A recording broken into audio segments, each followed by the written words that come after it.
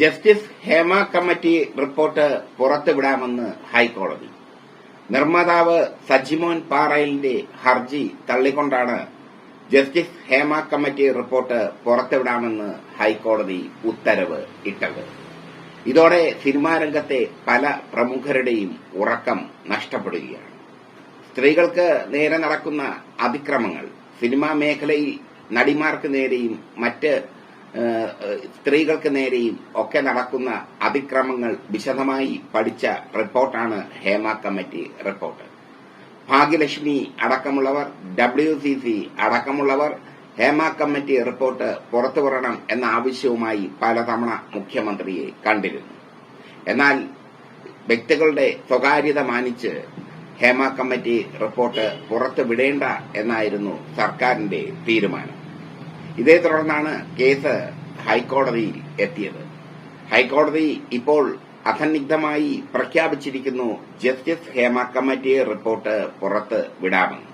നിർമ്മാതാവ് സജിമോൻ പാറയിലിന്റെ ഹർജി തള്ളിക്കൊണ്ടാണ് ഹൈക്കോടതി ഈ നിർണായകമായ ഉത്തരവ് പുറപ്പെടുവിച്ചിരിക്കുന്നത്. ജസ്റ്റിസ് ഹേമ കമ്മീഷൻ റിപ്പോർട്ട് പുറത്തു വന്നു കഴിഞ്ഞാൽ അത് വലിയ കോളിളക്കം തന്നെ സിനിമാ രംഗത്ത് സൃഷ്ടിക്കും.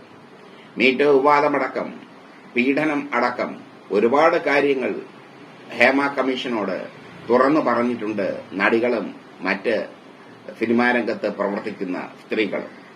പല വിഗ്രഹങ്ങളും ഉടഞ്ഞു വീഴും ഇത് പുറത്തുവിട്ടാൽ. അതുകൊണ്ട് തന്നെ സർക്കാർ മലയാള സിനിമയെ മറ്റുള്ളവർക്ക് മുമ്പിൽ കരിവാരി തേച്ച് കാണിക്കാൻ ഒരുക്കമല്ല. അതുകൊണ്ടാണ് സർക്കാർ ഇതുവരെ അത് പുറത്തുവിടാതെ വെച്ചിരിക്കുന്നത്.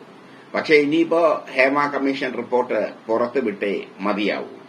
ഹേമ കമ്മീഷൻ റിപ്പോർട്ട് പുറത്തുവിടണമെന്നും കപടമുഖങ്ങളെ, ക്രൌര്യമുഖങ്ങളെ ജനങ്ങൾക്ക് മുമ്പിൽ കാണിച്ചു കൊടുക്കണമെന്നും WCC ആവശ്യപ്പെട്ടിരുന്നു.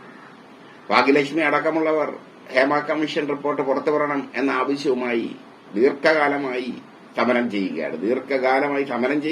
ദീർഘകാലമായി സംസാരിക്കുകയാണ്.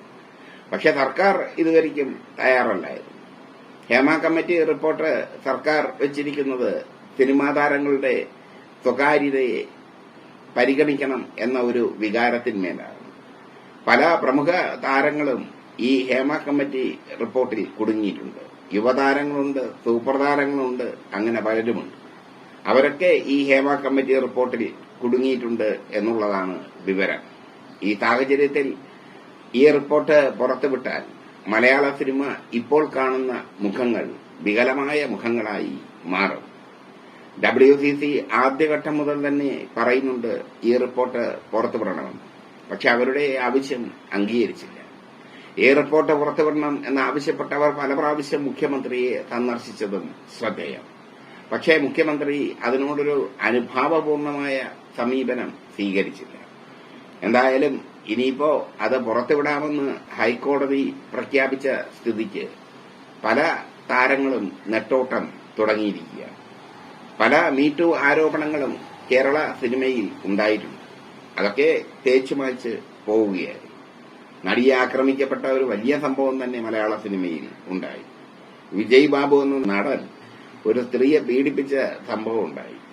ഇതുപോലെ ഒരുപാട് പേരുടെ കപടമുഖങ്ങൾ വലിച്ചു കീറുന്നതാണ് ഹേമ കമ്മിറ്റി റിപ്പോർട്ട്.